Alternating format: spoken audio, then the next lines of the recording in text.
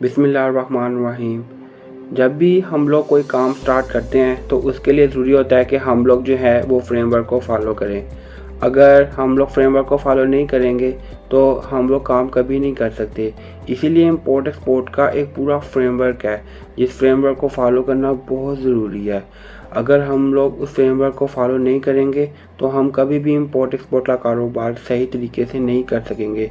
हम कभी भी एक अच्छा ट्रेडर नहीं बन सकेंगे। अगर आप फ्रेमवर्क को फॉलो करते हैं तो कोई भी आपको नुकसान नहीं पहुंचा सकता और इम्पोर्ट एक्सपोर्ट के कारोबार में कोई भी आपको सक्सेस से हरगिज़ नहीं रोक सकता। सबसे पहला सवाल ये पैदा होता है कि इम्पोर्ट एक्सपोर्ट बिजनेस का फ्रेमवर्क क्या है और इसके अंदर कौन कौन सी चीज़ें शामिल हैं। Trade small to big. देखिए, इम्पोर्ट एक्सपोर्ट बिजनेस में के फ्रेमवर्क में जो चीज़ सबसे पहले आती है वो ये है कि आप ट्रेड को छोटे पैमाने पर स्टार्ट करें ताकि आपका जो ट्रेड का कारोबार है वो स्टार्ट हो सके। इम्पोर्ट एक्सपोर्ट के फ्रेमवर्क में जो चीज़ दूसरे नंबर पे आती है वो ये है कि do maximum research. For example, आप चाइना से गार्लिक इंपोर्ट कर रहे हैं और कोई 40 से 60 कंटेनर जो है वो गार्लिक के इंपोर्ट कर रहा है, तो अब आपके लिए गार्लिक को जो है वो बेचना पाकिस्तान की मार्केट में मुश्किल हो जाएगा। तो इस बात का मतलब है कि आपने जो है वो कंप्लीट रिसर्च नहीं की गार्लिक इंपोर्ट करने से पहले। आपको ये भी देखना पड़ेगा कि जो चीज़ आप इंपोर्ट कर रहे हैं क्या वो इंपोर्टेबल आइटम में इंक्लूडेड है कि नहीं। फ्रेमवर्क में जो चीज़ तीसरे नंबर पे आती है वो है कैलकुलेशन।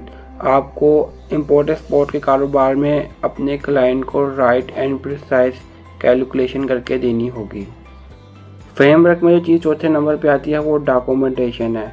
अगर आप इंपोर्ट एक्सपोर्ट का कारोबार सीखना चाहते हैं तो आपको राइट डॉक्यूमेंटेशन सीखना पड़ेगी जो आपको इस प्रोग्राम के एंड में सिखाई जाएगी। याद रखिएगा, अगर आप डॉक्यूमेंटेशन जो है वो सही तरीके से नहीं सीखते तो आप कभी भी बड़े पैमाने पर तजारत नहीं कर सकते। आप हमेशा अपने अंदर जो है वो एक कमी महसूस करेंगे।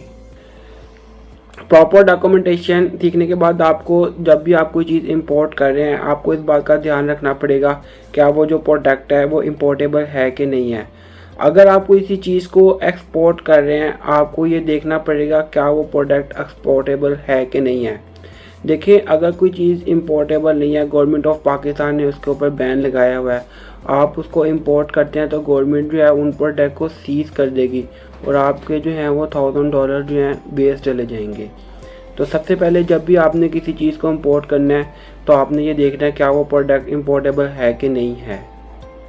देखिए, जब भी आप इंपोर्ट एक्सपोर्ट का कारोबार स्टार्ट करने जा रहे हैं तो स्कैमर्स जो हैं आपको स्कैमर्स को अवॉइड करना पड़ेगा और स्कैमर्स जो हैं वो आपके सबसे बड़े दुश्मन हैं और वो आपके लिए एक इतना बड़ा सरदर्द पैदा कर सकते हैं जिसके बारे में आप सोच भी नहीं सकते। 90s में चाइना के जो लोग हैं वो बहुत ज़्यादा मेहनत कर रहे थे, वो बहुत ज़्यादा हार्ड वर्कर थे, लेकिन जो अब चाइना की न्यू जनरेशन है वो शॉर्टकट के ज़रिए आप लोगों की तरह बहुत जल्दी अमीर होना चाहती है, ठीक है। और उनके जो सबसे बड़े टारगेट हैं वो आप लोग हैं, वो न्यू कमर्स हैं जो इंपोर्ट एक्सपोर्ट का कारोबार स्टार्ट करने जा रहे हैं। अगर आप चाहते हैं कि आपको रेत से बड़ा कंटेनर ना मिले तो आपको एक प्रॉपर फ्रेमवर्क फॉलो करना पड़ेगा।